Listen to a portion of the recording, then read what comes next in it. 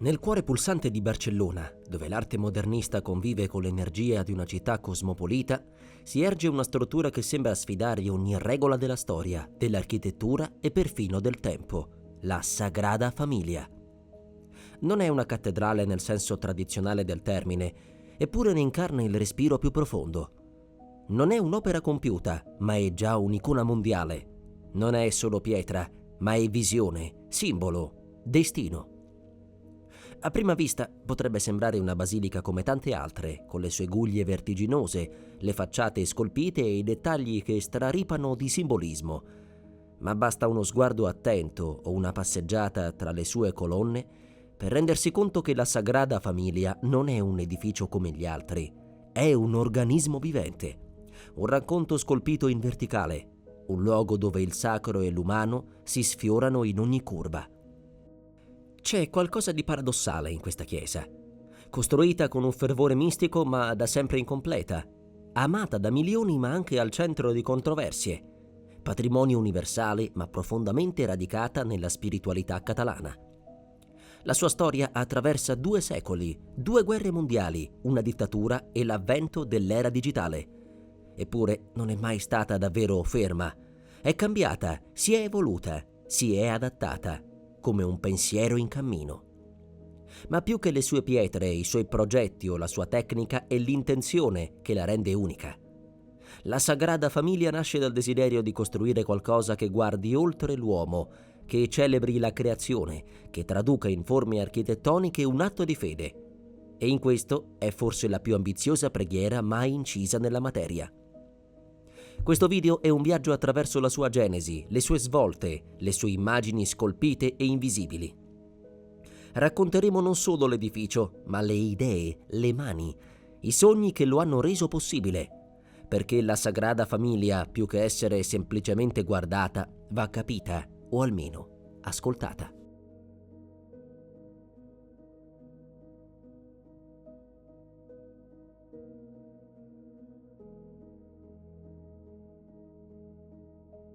La storia della Sagrada Famiglia non comincia con Gaudì.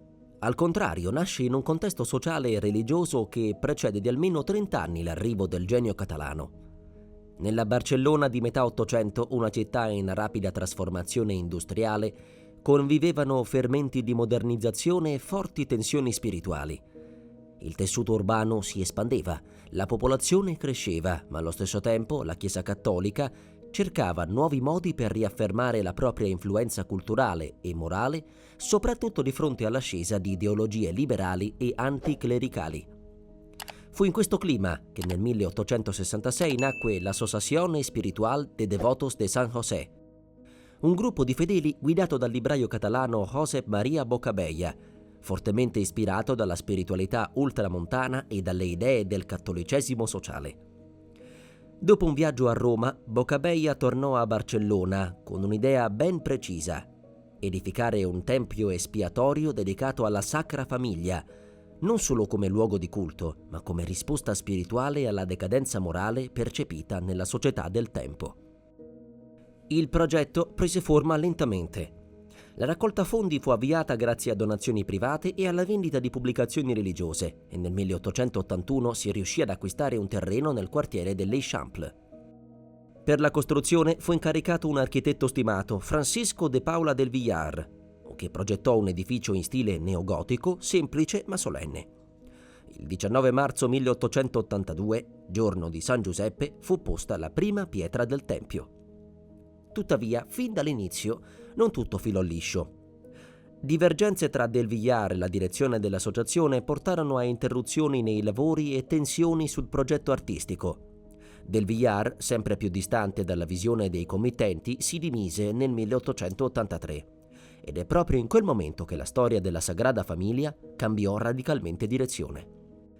Al suo posto fu chiamato un giovane architetto catalano ancora poco noto, Antoni Gaudí. La sua nomina sembrò inizialmente una soluzione di compromesso. Nessuno, forse neanche Bocabeia, poteva immaginare che quell'uomo silenzioso, profondamente religioso e visionario, avrebbe trasformato un semplice progetto in una delle opere architettoniche più ambiziose e straordinarie della storia umana.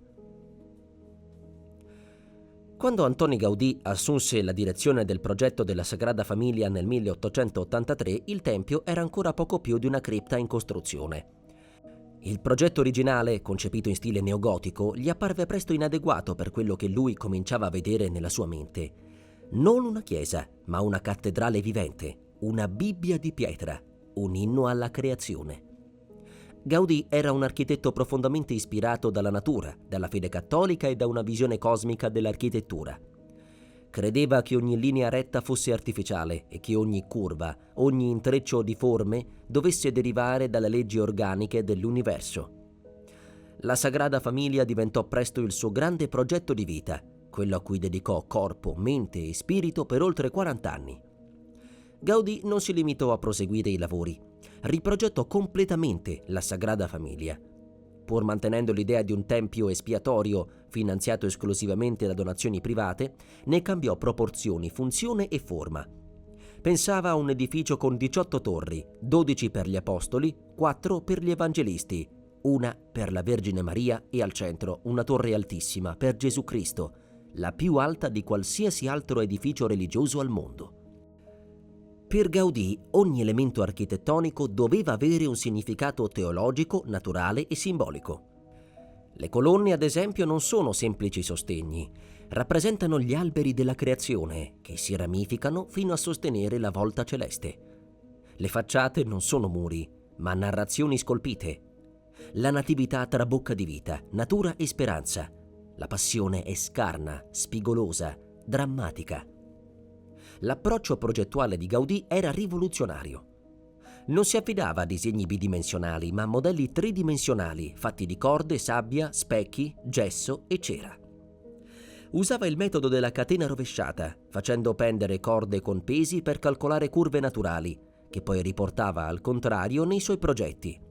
Questo gli permetteva di ottenere forme che univano estetica, funzionalità e stabilità strutturale, anticipando concetti dell'architettura biomimetica moderna. All'inizio del Novecento Gaudí iniziò a ritirarsi sempre più dal mondo per dedicarsi totalmente alla Sagrada Famiglia. Abitava in un piccolo studio all'interno del cantiere, mangiava poco, viveva con frugalità, rifiutava incarichi, viaggi e onori. Il tempio era la sua missione, il suo atto di fede architettonico. Diceva: «Il mio cliente non ha fretta». Nel 1926 Gaudí fu investito da un tram mentre si recava a pregare alla chiesa di San Filippo Neri. Morì pochi giorni dopo, lasciando la Sagrada Famiglia incompiuta. All'epoca solo una facciata e alcune sezioni interne erano state realizzate. Fu sepolto nella cripta della basilica, in un luogo semplice come la sua vita. La sua morte lasciò il progetto in uno stato di sospensione, ma ciò che Gaudí aveva lasciato non era solo un cantiere, era una visione, codificata in modelli, schizzi, calcoli e simboli. Una visione così forte da sopravvivere al suo autore e continuare a ispirare generazioni di architetti, artisti e credenti.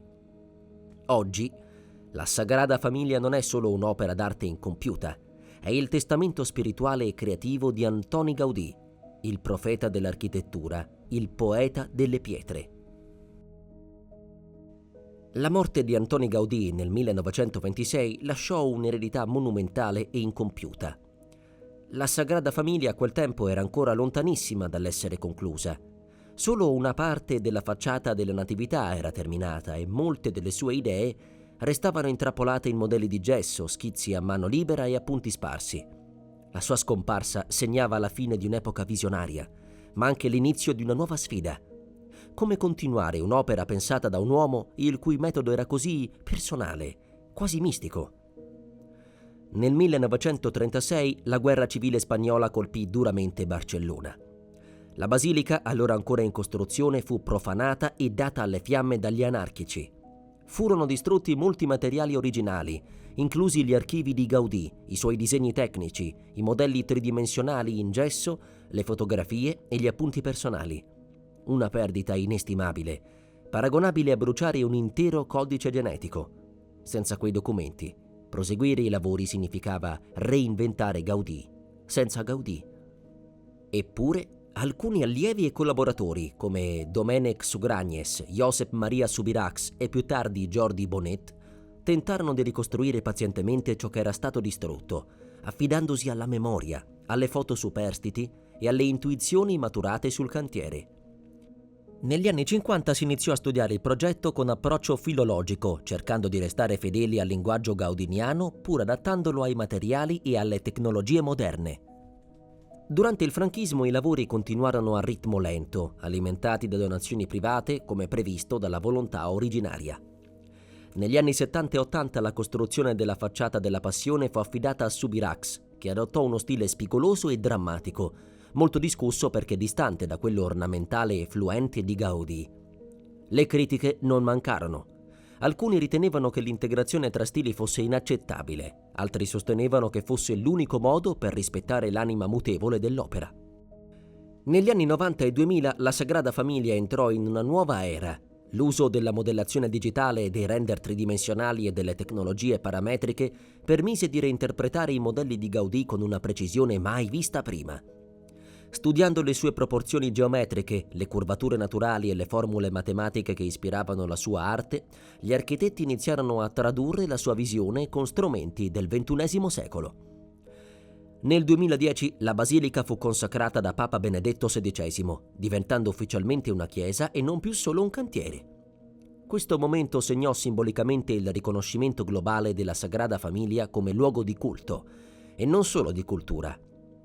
Nel frattempo le torri cominciavano a salire, una dopo l'altra, seguendo il progetto delle 18 previste da Gaudì. Negli ultimi anni il progetto ha continuato a suscitare dibattiti. Una delle questioni più spinose è stata la costruzione della facciata della Gloria, quella principale, ancora incompiuta. Questa parte dovrebbe rappresentare il giudizio universale e l'ingresso principale alla basilica, ma la sua realizzazione comporta l'abbattimento di diversi edifici abitati nel quartiere, sollevando polemiche tra residenti, urbanisti e attivisti. Inoltre alcuni critici mettono in dubbio la fedeltà dei lavori contemporanei allo spirito originario di Gaudì. Si chiedono: è possibile completare un'opera pensata da un uomo così unico senza tradirla? Altri rispondono che la Sagrada Famiglia è, per sua natura, un'opera collettiva, spirituale e mutabile, e che lo stesso Gaudì aveva previsto che ci sarebbero voluti secoli per terminarla.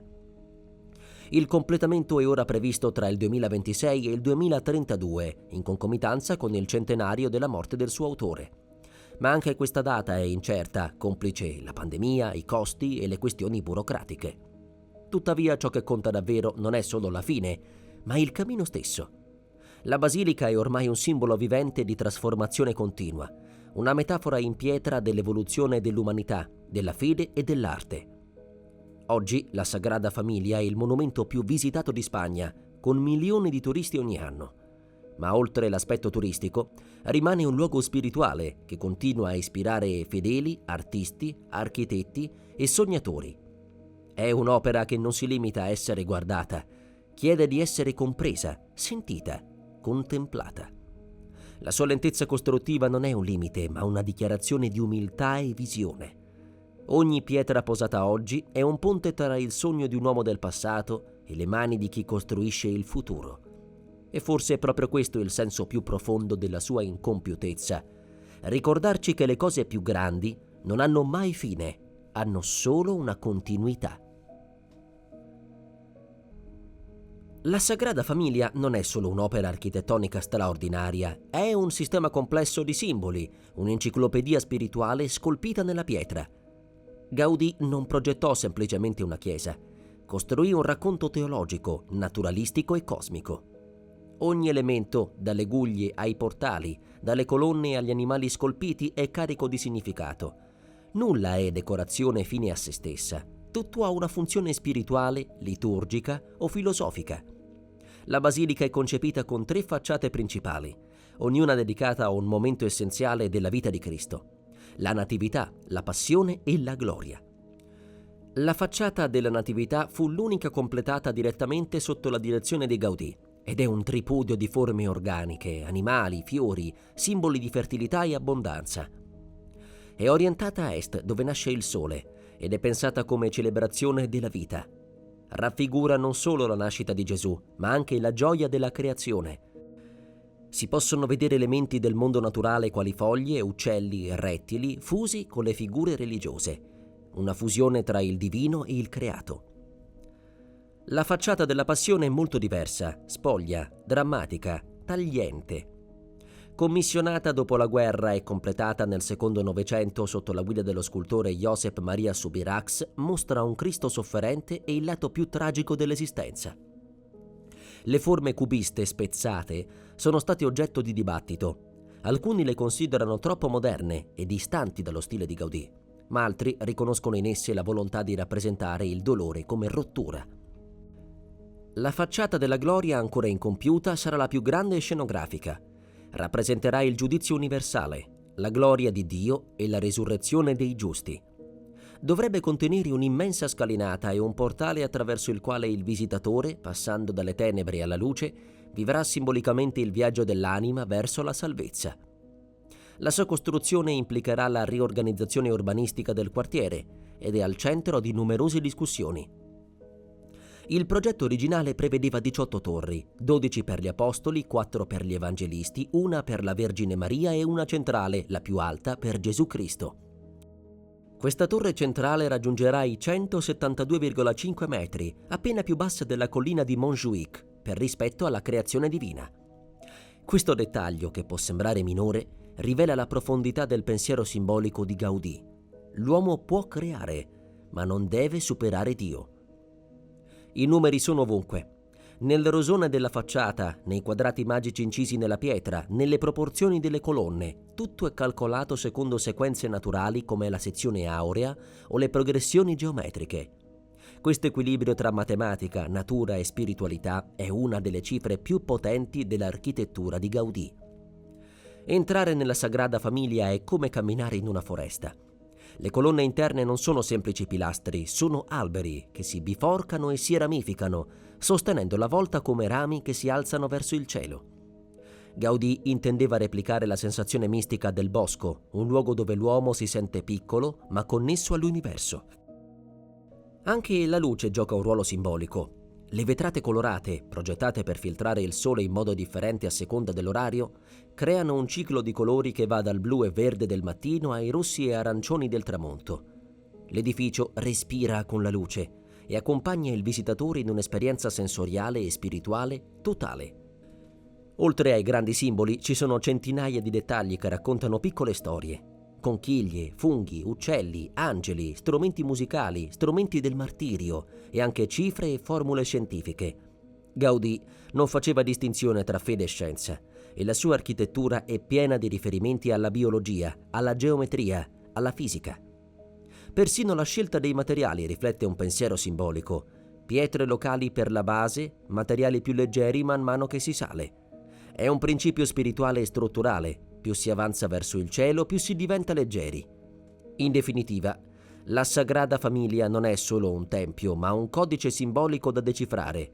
È l'espressione tridimensionale di una visione teologica totalizzante, dove Dio, uomo e natura convivono in equilibrio armonico. Un libro che si legge con lo sguardo, ma si comprende solo con l'anima.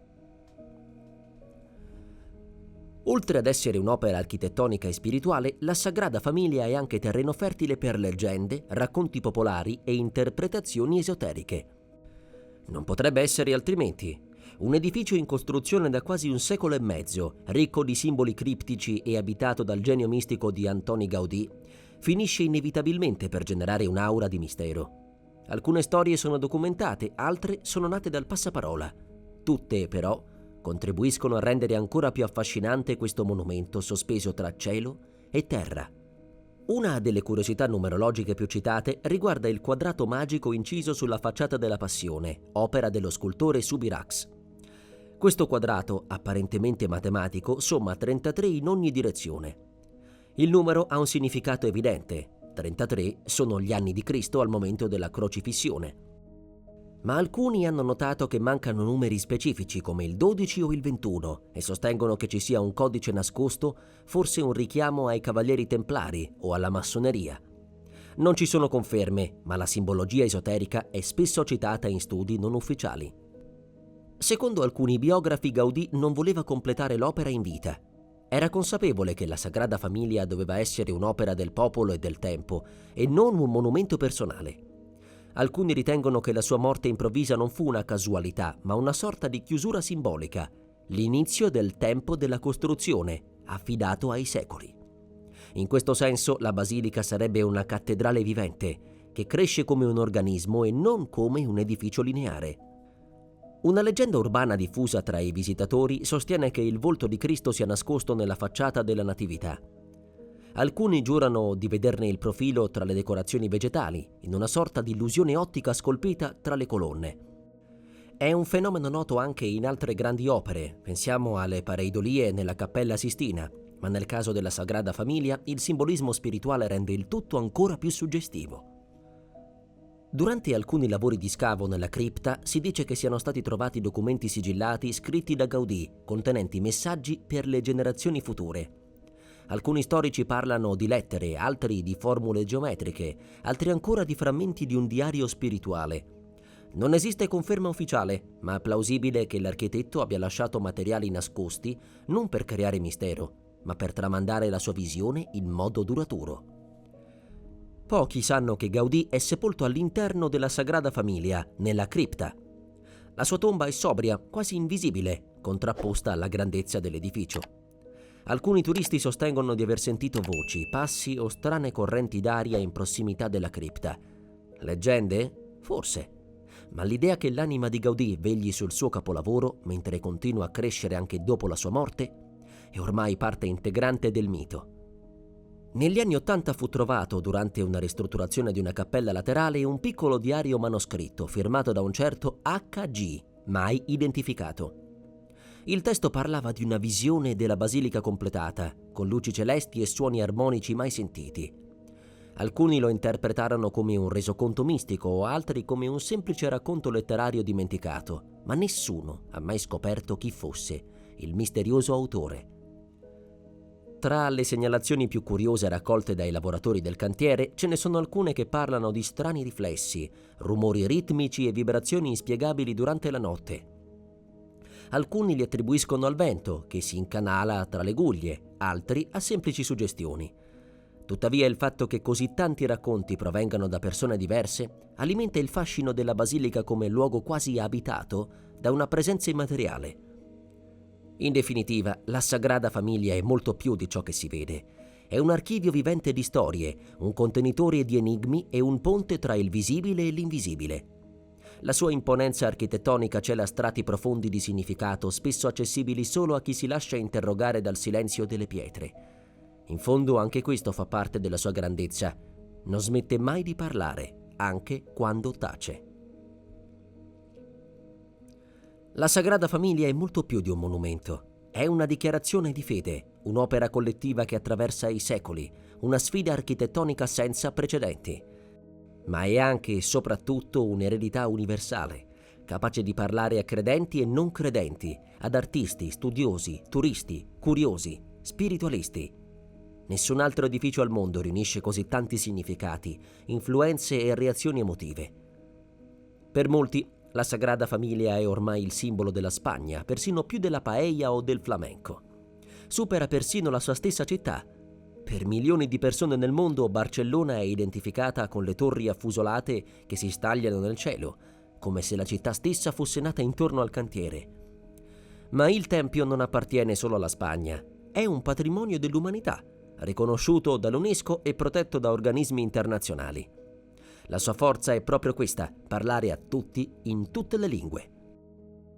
La Sagrada Famiglia è anche un laboratorio vivente di architettura e innovazione. Non esiste altro edificio religioso in cui convivano elementi del gotico, del modernismo catalano, della bioarchitettura e delle tecnologie parametriche più moderne. È un caso di studio nelle università, un modello di ricerca continua. Ogni fase del cantiere è documentata, archiviata e discussa. Il progetto non è solo costruzione, ma sperimentazione costante. Gli architetti di oggi lavorano fianco a fianco con storici dell'arte, ingegneri strutturali, matematici e artigiani. I software di modellazione 3D usati per realizzare le forme complesse della volta o le curvature delle colonne sono tra i più avanzati al mondo, eppure ogni pietra posata è anche un omaggio al passato, Aquil Gaudì che disegnava curve ispirandosi alle stalattiti e studiava geometria attraverso la natura. Uno degli aspetti più sorprendenti della Sagrada Famiglia è la sua capacità di suscitare esperienze spirituali in chiunque, anche in chi non è credente. Il gioco di luci, la grandiosità delle proporzioni, il senso di elevazione generato dallo spazio, tutto contribuisce a creare una sensazione di trascendenza, di mistero, di sacro.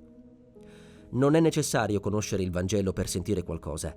Basta sedersi in silenzio, lasciarsi attraversare dai colori delle vetrate, alzare gli occhi verso l'alto. In quel momento l'architettura smette di essere materia e diventa messaggio.